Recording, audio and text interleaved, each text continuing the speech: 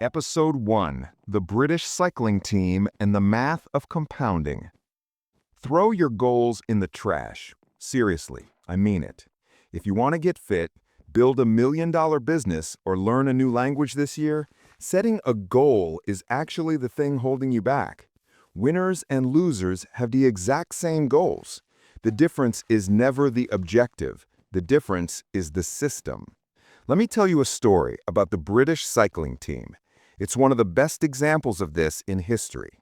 For 100 years, British cycling was a joke. Since 1908, they had won exactly one gold medal.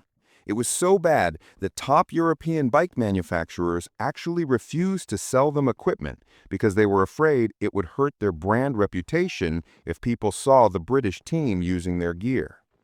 Then, in 2003, they hired a performance director named Dave Brailsford. He didn't set a goal to win the Tour de France. He didn't make a vision board.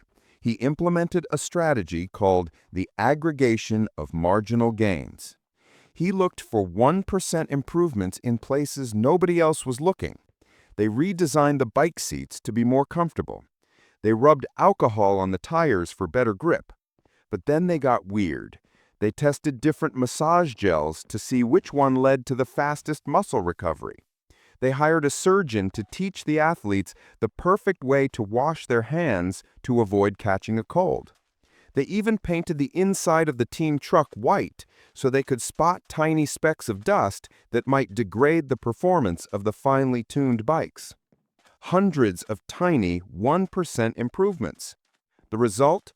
Just 5 years later, the British team dominated the Beijing Olympics, winning 60% of the gold medals available. 4 years later in London, they set 9 Olympic records. They won the Tour de France 5 times in 6 years. They went from the laughingstock of the world to a dynasty. James Clear explains the math behind this.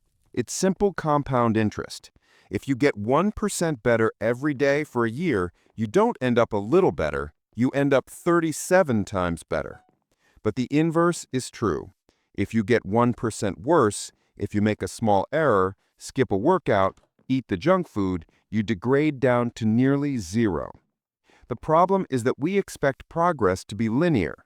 We think if we work hard for an hour, we should see an hour's worth of results. Think about a plane taking off from Los Angeles to New York. If the pilot changes the heading by just 3.5 degrees south, the nose of the plane moves just a few feet.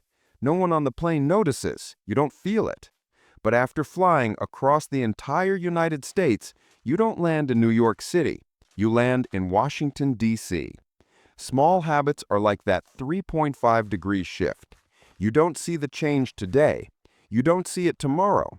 But in a year, you land in a completely different life.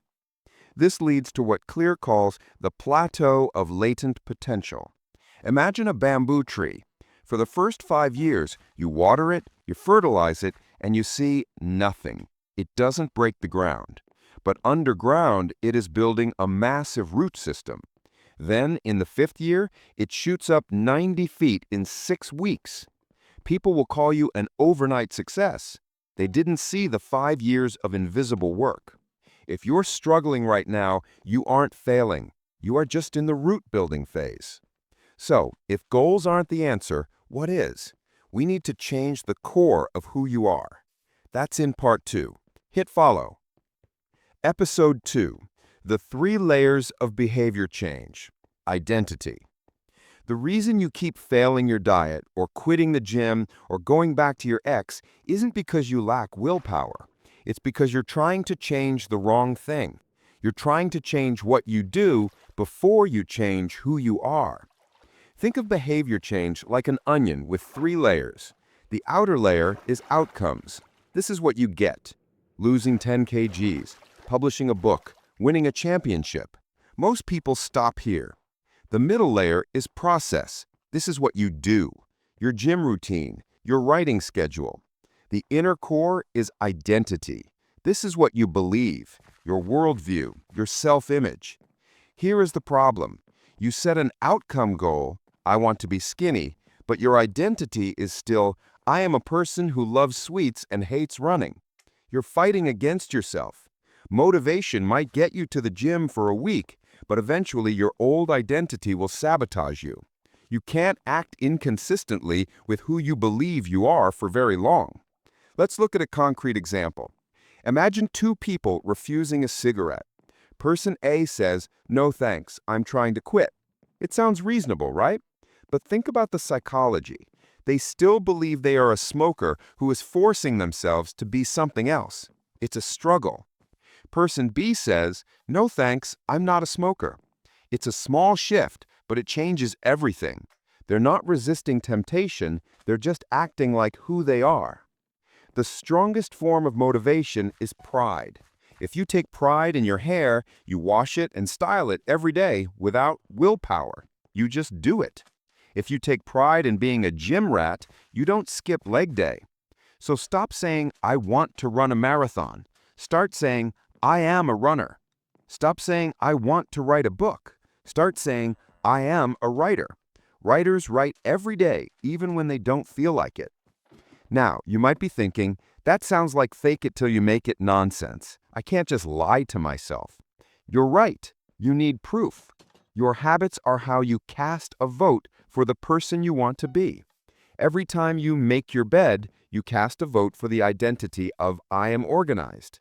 Every time you practice the guitar, you cast a vote for "I am a musician." The beauty of this system is that you don't need to be perfect. In any election, you don't need a unanimous vote to win. You just need the majority. You can have a bad day. You can eat the pizza. As long as the majority of your votes are for the healthy identity, you win. Now that we know who we want to be, how do we actually build the habits? We need the 4 laws. Law 1 is coming up next. Comment identity if you're ready. Episode 3.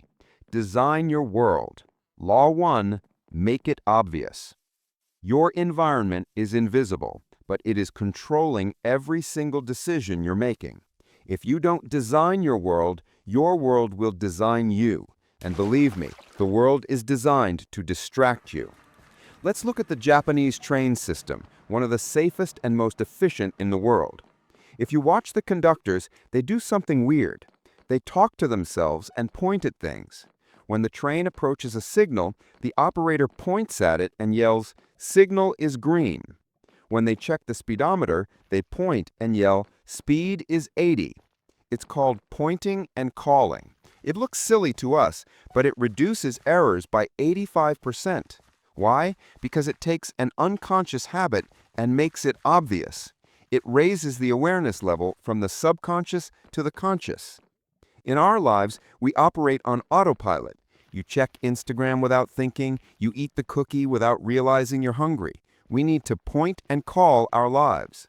First, we need an implementation intention. Most people wait for motivation to strike. "I'll work out when I feel like it." That's a lie. You won't feel like it. You need a specific plan. The formula is, I will behavior at time in location. Research shows this simple sentence increases success rates from 35% to 91%. But the pro move is habit stacking. You already have hundreds of habits. You brush your teeth, you make coffee, you check the mail. These are strong neural pathways. We are going to ride them. The formula is, after current habit, I will new habit. After I pour my morning coffee, I will meditate for 60 seconds. After I take off my work shoes, I will immediately put on my gym shoes. The old habit becomes the trigger for the new one. The second part of making it obvious is environment design. Think about a supermarket. Why are the expensive items at eye level? Why is the candy at the checkout counter? Because visual cues trigger desire. You can use this. If you want to practice guitar, buy a stand and put it in the middle of your living room. Don't keep it in the case in the closet. If you want to drink more water, place full water bottles on every desk and table in your house. Create an environment where doing the right thing is the obvious thing. And for bad habits, invert the law. Make it invisible. If you can't stop playing video games, unplug the console and put it in the closet after every use. If you eat too much junk food, don't buy it. If it's not in the house, you can't eat it. Self-control is a short-term strategy, not a long-term one. It's easier to avoid temptation than to resist it. Okay, the habit is obvious, but how do we make it so you actually crave doing it? That's Law 2. Follow for Part 4. Episode 5, The 2-Minute Rule. The biggest mistake ambitious people make is trying to do too much too soon. You get motivated, you try to change your whole life in a day, and you burn out in a week. We need to work with human nature, not against it. Humans are wired for the law of least effort. It's evolutionary. If our ancestors wasted energy, they died. We naturally gravitate toward the option that requires the least amount of work. Look at your phone. Why are apps so addictive? Because scrolling is frictionless. So the third law is make it easy. We need to reduce the friction associated with good habits and increase the friction for bad ones. If your gym is 20 minutes out of your way, you won't go. If it's on your commute, you might.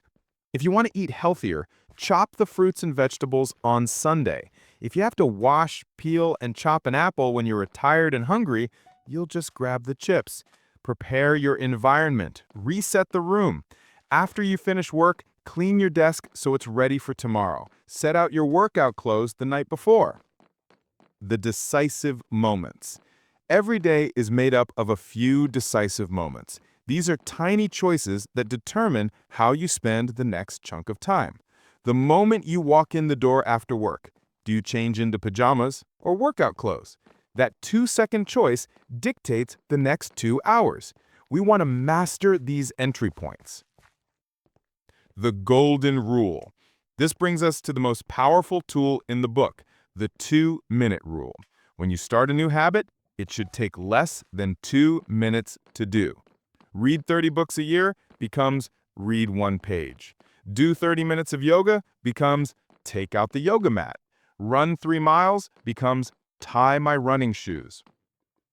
I know what you're thinking. This is stupid. I'm not going to get fit by just tying my shoes. But you're missing the point. You are mastering the art of showing up. A habit must be established before it can be improved. You can't optimize a workout you didn't do.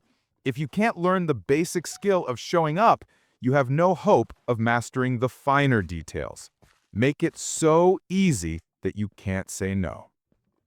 Commitment devices. Sometimes making it easy isn't enough. You need to lock yourself in. Victor Hugo, the famous writer, was procrastinating on his book. So he gathered all his clothes, gave them to his assistant, and told him to lock them in a chest. He was left with nothing but a shawl. He had no clothes to go outside, so he was forced to write. That is a commitment device. Delete the games from your phone. Leave your wallet at home if you overspend. Lock in your future behavior. We've made it easy. Now how do we make it stick forever? We need to hack your brain's reward system. That's Law 4, coming up in Part 6. Episode 6, Immediate Rewards. Law 4, make it satisfying. What gets rewarded gets repeated. What gets punished gets avoided. This is the cardinal rule of animal behavior. But there is a trick. It's not just about the reward. It's about the timing of the reward. The fourth law is make it satisfying immediately. We live in what scientists call a delayed return environment. If you go to work today, you get paid in 2 weeks. If you go to the gym today, you don't get abs today. You get sore. But bad habits, they work the opposite way. If you smoke, you get a nicotine hit immediately. The bad consequences, cancer, happen 20 years later. Our brains value the present much more than the future. The toothpaste example. Why did toothpaste become a global habit? In the early 1900s, no one brushed their teeth. Then, Pepsodent added mint oil and citric acid. It didn't actually clean the teeth better, but it created a cool, tingling sensation. It felt satisfying. People brushed because they craved that clean feeling. We need to create that minty sensation for our habits. The paperclip strategy. A great way to do this is visual proof. Let me tell you about the paperclip strategy. Trent Dursmid was a rookie stockbroker. Every morning, he had two jars on his desk. One was filled with 120 paper clips, the other was empty. Every time he made a sales call, he moved one paper clip to the empty jar. He didn't stop until all 120 clips were moved. Within 18 months, he was bringing in $5 million a year. Why? Because making a sales call is boring, but moving the clip, that is visual satisfaction. It says, I did the work. You can use a habit tracker. Put a calendar on your wall. Every day you complete your habit, mark a big red X. After 3 days, you have a chain. After a week, the goal shifts. You aren't just doing the habit, you're protecting the streak. You don't want to break the chain. It turns the habit into a game. But listen closely. You will fail. Life happens. You'll get sick or travel or have a bad day. The difference between winners and losers is how they recover. The rule is never miss twice. Missing once is an accident. Missing twice is the start of a new habit, the habit of quitting. If you eat a bad meal, don't say, screw it, the whole week is ruined. That's all or nothing thinking. Win the next meal. Get back on track immediately. You have the 4 laws. But how do the satisfied 1% separate themselves from everyone else? Join me for the final episode, The Downside of Habits and the Path to Mastery. Episode 7, The Goldilocks Rule and the Path to Mastery. Conclusion. We've talked about how to build habits. Now let's talk about how to become great. The only difference between a professional and an amateur is that the professional does it even when it's boring. Debunking the passion myth. We have this myth that successful people have unshakable passion, that they wake up every day fired up. That's a lie. An elite weightlifting coach was once asked what separates the Olympians from the regular guys. He didn't say genetics. He said, the best ones can handle the boredom of doing the same lifts day after day, over and over. The greatest threat to success isn't failure, it's boredom. When a habit becomes easy, it stops being exciting. The feedback loops delay. That is when most people quit and look for a new magic pill. You have to fall in love with the boredom. So, how do we stay engaged? The Goldilocks rule. The human brain loves a challenge, but only if it's within an optimal zone of difficulty. If you play tennis against a 4-year-old, you get bored. It's too easy. If you play against Roger Federer, you give up. It's too hard. You need to play someone just a little bit better than you. That is the Goldilocks zone. That is where you enter a flow state. To maintain a habit long-term, you must constantly increase the difficulty just a little bit. The danger of habits. However, there is a dark side to habits. When a habit becomes automatic, you stop thinking about it. You go on autopilot. This is good for speed, but bad for mastery. If you drive a car every day for 20 years, are you a race car driver? No. You probably drive worse than when you started because you stopped paying attention. To achieve mastery, the formula is habits plus deliberate practice. You need to lock in the habit, but then build a system of reflection and review. Every month, look back. Are you actually improving, or are you just repeating the same mistakes? The Sorites paradox, the final thought. I want to leave you with one final thought. It's called the Sorites paradox. Imagine a single grain of sand. Is it a heap? No. If you add another grain, still no. But if you keep adding grains, one by one, day by day, eventually you have a heap of sand. At what exact moment did it become a heap? No one knows. Your habits are the same. One workout doesn't make you an athlete. One healthy meal doesn't make you fit. But if you keep adding grains of sand, one by one, day by day, eventually you look up and you realize you have become a completely different person. That was the complete summary of Atomic Habits. Small changes, remarkable results. If you apply just one law from this series, your life will look completely different next year. Which law do you struggle with most? Obvious, attractive, easy or satisfying? Let me know in the comment.